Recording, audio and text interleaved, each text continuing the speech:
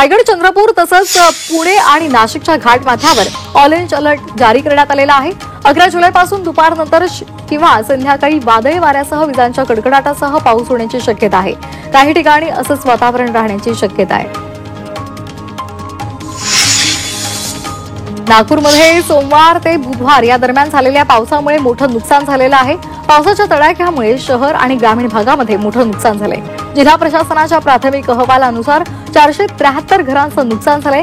कृषी विभागाच्या प्राथमिक पंचनाम्याच्या अहवालानुसार 361 गावांमधील 6861 हेक्टरवरील पिकांचं नुकसान झालंय।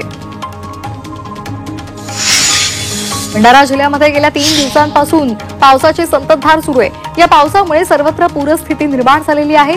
शेतामध्ये 3 दिवस पाणी साचल्यामुळे भाजीपाला आणि इतर पीक खराब झालेलं आहे।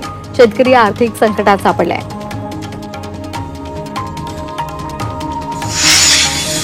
उजनी धरण 94% भरलेलं आहे। धरणातून भीमा नदीमध्ये 20,000 क्युसेक पाण्याचा विसर्ग केला जातोय। या पार्श्वभूमीवर नदीकाठच्या गावांना सतर्कतेचा इशारा देण्यात आलाय। मात्र धरण 94% भरल्यामुळे सोलापूर आणि पुणेकरांचा पाण्याचा प्रश्न मिटलेला आहे।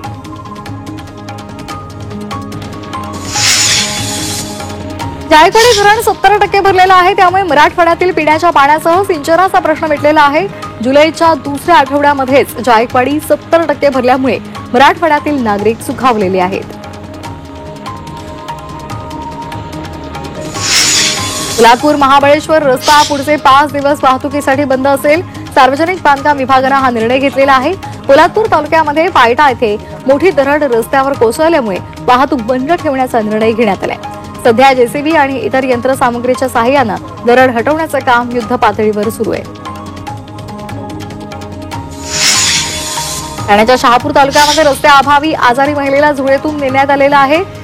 मध्यरात्री 2 वाजता आदिवासी बांधवांना जंगलामधून पायपीट करावी लागली। रात्रीचा पहर त्याचबरोबर पावसाचे दिवस असल्यामुळे जंगलातील पायवाटेमधील गवत काटे तुडवत या गावकऱ्यांनी मंदाबाई यांना इगतपुरी इथल्या रुग्णालयामध्ये रात्री 2 वाजता दाखल केलं। गुजरातमधील वडोदरा शहरामध्ये महिसागर नदीवरील गंभीरा पूल हा कोसळल्यामुळे मोठी दुर्घटना घडलेली आहे। यामध्ये 15 जणांचा मृत्यू झालेला आहे। अद्यापही काही लोक बेपत्ता आहेत। कल्याणमधील गुरवली टिटवाळा रस्त्यावर मोठ्या प्रमाणात खड्डे पडलेले आहेत। या खड्ड्यांमुळे वाहन चालकांना प्रचंड त्रास सहन करावा लागतोय। तर संबंधित सार्वजनिक बांधकाम विभागही याकडे दुर्लक्ष करत असल्याचा आरोप स्थानिकांनी केला आहे। सांगलीच्या मिरजेमध्ये नागपूर रत्नागिरी महामार्गावरील खचलेल्या रस्त्याचं काम सध्या संथ गतीनं सुरू आहे। 2 महिने उलटून गेलेले आहे। मात्र तरीही अद्याप याकडे लक्ष वेधण्यात कमी पडलेले आहे। त्यामुळे एकेरी वाहतूक सध्या सुरू आहे। हा रस्ता अवघ्या 2 वर्षांमध्ये खचल्यामुळे रस्त्याच्या दर्जासंदर्भात प्रश्न उपस्थित केला जातोय। जनसुरक्षा विधेयकाची विधान परिषदेमध्ये परीक्षा आहे। आज हे विधेयक विधान परिषदेमध्ये मांडलं जाण्याची शक्यता आहे। बहुचर्चित जनसुरक्षा विधेयक विधानसभेमध्ये एकमतानं मंजूर झाले। या विधेयकामुळे नक्षली विचारांच्या प्रचार आणि प्रसाराला लगाम बसेल। विधान परिषदेच्या मंजुरीनंतरच हे विधेयक कायद्यामध्ये रूपांतरित होईल।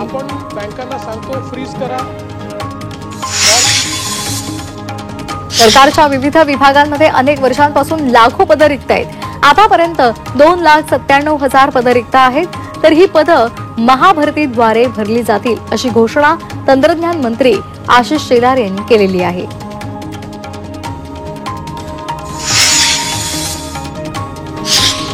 धारावी प्रकल्पामधील अपात्र रहिवाशांचं मिठागरांच्या जागेवर पुनर्वसन करण्याचा राज्य सरकारचा निर्णय उच्च न्यायालयानं गुरुवारी योग्य ठरवला।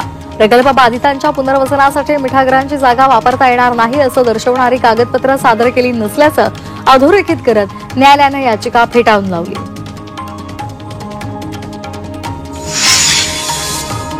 केंद्र सरकारकडून घरगुती एलपीजी ग्राहकांना दिलासा मिळालेला आहे। इंधनाच्या किमती सध्या वधारत असल्या तरी केंद्र सरकारनं स्वयंपाकाच्या गॅसच्या दरात वाढ केलेली नाही। अमेरिकेचे राष्ट्राध्यक्ष डोनाल्ड ट्रम्प यांच्या धोरणामुळे जगामध्ये सध्या अस्थिरता निर्माण झालेली आहे। त्यामुळे इंधनाच्या किमती सतत वाढत आहेत। मुंबई अहमदाबाद बुलेट ट्रेन प्रकल्पासाठी वांद्रे कुर्ला संकुल ते शिळफाटा या दरम्यान बोगदा उभारण्यात येणार आहे। हा बोगदा 2 टप्प्यांमध्ये उभारला जाणार आहे। तर याच्या पहिल्या टप्प्यामधल्या बोगद्याचं खोदकाम सध्या पूर्ण झालंय.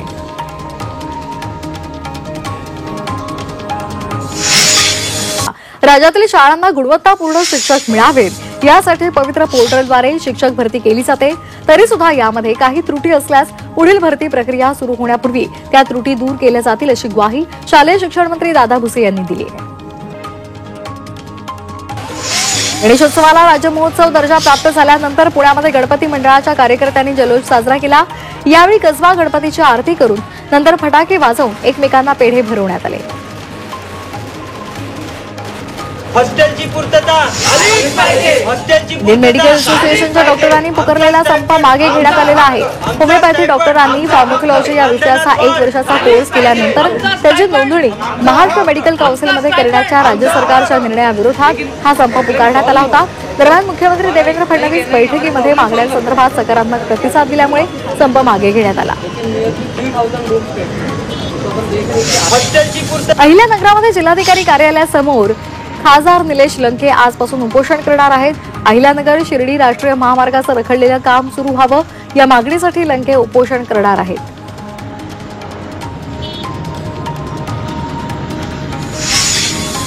बीडमधील माजलगाव नगर परिषदेच्या मुख्याधिकाऱ्याला लाच घेतल्या प्रकरणामध्ये अटक करण्यात आली आहे. या मुख्याधिकाऱ्यानं नगरपालिका अंतर्गत सिमेंट रस्त्याच्या कामासंदर्भात लाच मागितलेली होती.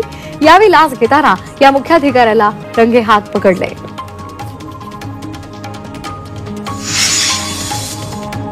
परभणी जिल्ह्यामधील शेतकऱ्यांची चिंता वाढलेली आहे. कारण ऐन खरीपाच्या तोंडावर इथल्या जनावरांमध्ये पुन्हा एकदा लंपी रोगानं शिरकाव केलेला आहे. अनेक जनावरांना लंपीची लागण झालेली आहे. बाधित जनावरांची संख्या वाढण्याची भीती लक्षात घेता पशुसंवर्धन विभागानं लसीकरण मोहीम सुरू केली आहे. गोंदिया जिल्ह्यामधील पाटली टोला इथे एका तरुणाचा कोबऱ्याच्या दंशामुळे मृत्यू झालाय. कोणतंही प्रशिक्षण न घेता तर कोणतीही सुरक्षा व्यवस्था नसतानाही या तरुणानं कोबरा पकडण्याचा प्रयत्न केला आणि त्याच वेळेला या कोबऱ्यानं दंश केल्यामुळे त्याचा जीव गेलाय.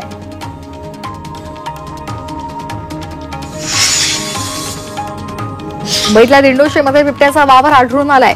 न्यू म्हाडा कॉलनी, मीनाताई ठाकरे क्रीडांगण आणि त्यालगतच्या भागामध्ये नागरी वस्तीमध्ये एक बिबट्या फिरताना दिसला. त्यामुळे नागरिकांमध्ये सध्या भीती पसरलेली आहे.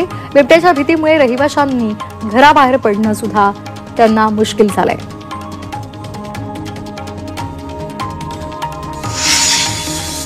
पुण्याच्या जुन्नर तालुक्याच्या आळेफाटा इथं एका किराणा दुकानामध्ये चोरट्यांनी दरोडा टाकला.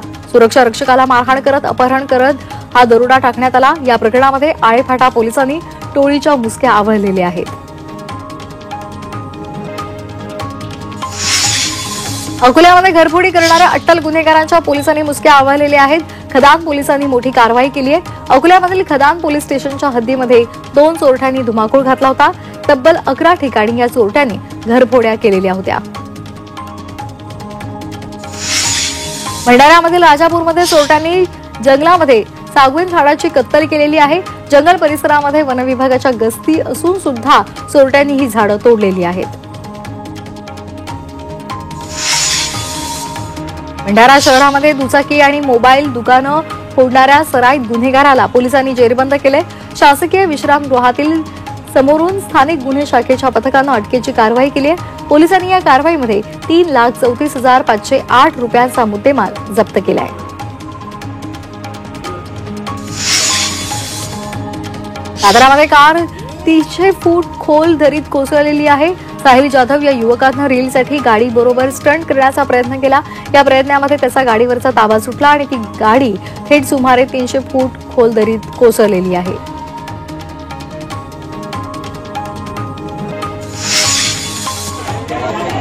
संगमनेर शहरामध्ये भूमिगत गटारीच्या कामादरम्यान एकाचा मृत्यू झालाय. श्वास गुदमरून एकाचा मृत्यू झालेला आहे. दोघेही गंभीर जखमी झालेले आहेत.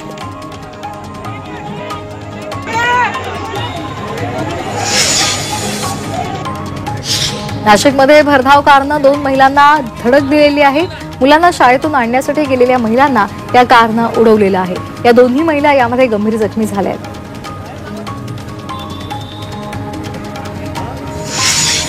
सरपंच संतोष देशमुख यांच्या हत्येला 213 दिवस पूर्ण झालेत. मात्र तरी सुद्धा कृष्णा आंधळे काही पोलिसांना सापडलेला नाहीये. 6 महिन्यांपासून कृष्णा आंधळेचा शोध पोलीस आणि सीआयडीची पथकं घेत आहेत.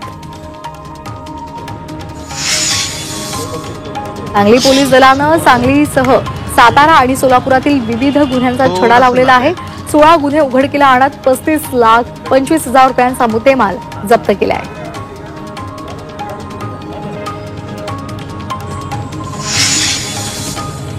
जळगावमध्ये हॉटेल मालकावर अज्ञाताकडून गोळीबार करण्यात आलाय.